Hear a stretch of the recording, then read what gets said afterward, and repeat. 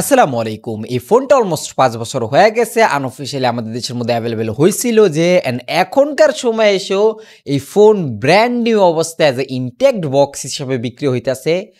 But এটা সবচাইতে বড় কোয়েশ্চেন না।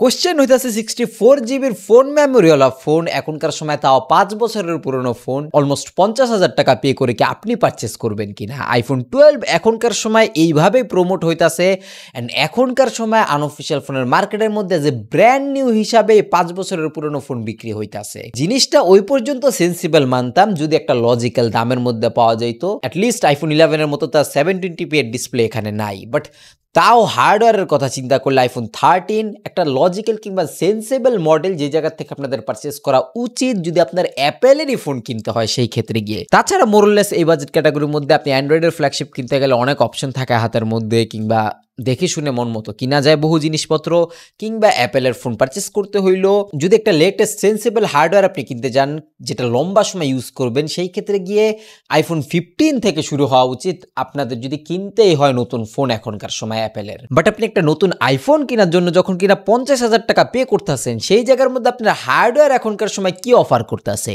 ৫ বছরের পুরানো হার্ডওয়্যার যে জায়গার মধ্যে অনেক জিনিস আউটডেটেড। অ্যাটলিস্ট যদি আমরা আইফোন 13 এর সাথে তুলনা করি, এর প্রাইস আনঅফিশিয়াল ফোনের মার্কেটের মধ্যে ৫ থেকে ৬,০০০ কিংবা ৭,০০০ টাকার ডিফারেন্সেস থাকে। মোস্ট অফ টাইম এরকম দেখা যায়, যেটা 128 থেকে শুরু হইতেছে আইফোন 13 এর বেলায়। অ্যান্ড আইফোন 12 এখনকার সময় 50K এর আনঅফিশিয়াল প্রাইস রেঞ্জের মধ্যে পাওয়া যেতেছে ব্র্যান্ড নিউ ইনটেক্ট অবস্থায় 64 জিবির। অ্যান্ড ব্যাটারি ব্যাকআপ, ডিসপ্লে, উপরের নচ, এইসবের জিনিসের কথা আর বললা লাভ নেই কোনোভাবে। কিন্তু সবচেয়ে বড় দুঃখজনক হইতেছে আমাদের দেশের আনঅফিশিয়াল ফোনের মার্কেটটা এক্সপোজড করে দেয় এখনকার সময় স্মার্টফোন সেলারদের ন্যারেটিভ দেখলে। তারা যে কোনো প্রাইস রেঞ্জের মধ্যে যেই কোনো অ্যাপেলের জিনিস বিক্রি করে দিতে সক্ষম জাস্ট বিকজ অফ ওই লোগোর জন্য। এটা প্রমাণ করে আইফোন 12 এর এই প্রাইজিং কিংবা 64 জিবির এই ফোনটা এখনকার সময় ব্র্যান্ড নিউ হিসাবে এই দামে বিক্রি করার ক্ষেত্রে।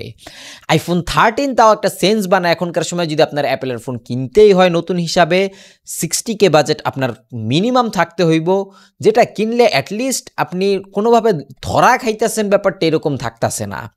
বাদ বাকি এখনকার সময় কোনোভাবে যদি আপনার মনে হয় কিংবা কেউ বুঝাইতে চায় আইফোন 12 এখনকার সময় চলনসই কিংবা কিনলে ঠকবেন না, সবচেয়ে চিপেস্ট অ্যাপেলের ফোন, ভাই ভুলো এই জিনিস পারচেস করেন না। আপনি এই দামের ক্ষেত্রে ইউজড আইফোন 14, 15 সেগুলো পাইবেন অন্যজনের হাতের থেকে।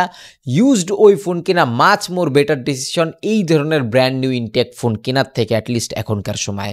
বাদ বাকি আপনার টাকা আপনার ডিসিশন। যদি আপনার কাছে মনে হয় যে 64 জিবির মেমোরি দিয়ে আসা ফোন এখনকার সময় পারচেস কইরা আপনি আগামী 2 বছর ইউজ করবেন, এই ফোন দিয়ে ছবি তুলবেন কিংবা রেগুলার ইউজিংয়ের ক্ষেত্রেও আপনার কাছে এই 64 জিবির ফোন মেমোরি প্লাস এটার 5 বছরের পুরনো হার্ডওয়্যার কেপাবেল মনে হয় জাস্ট বিকজ অফ অ্যাপেলের লোগোর জন্য, সেই ক্ষেত্রে আপনি পারচেস করতে পারেন। It's totally up to you. But এখনকার সময় দাম হিসাবে একটা সেন্সেবল কিংবা লজিক্যাল অ্যাপেলের ফোন স্টার্টে হয় নতুন ফোনের কথা বলতে গেলে আইফোন 13 থেকে, যেটা অ্যাপ্রক্সিমেটলি 128 জিবি 60K এর মধ্যে পাওয়া যাচ্ছে জাস্ট কিছু টাকা বাজেট ইনক্রিজ করলেই। আমি আইফোন 14 কেনার কথা না করব, যেখানে আইফোন 14 কোনো বিশাল আপগ্রেড নিয়ে আসেন আইফোন 13 এর তুলনায়।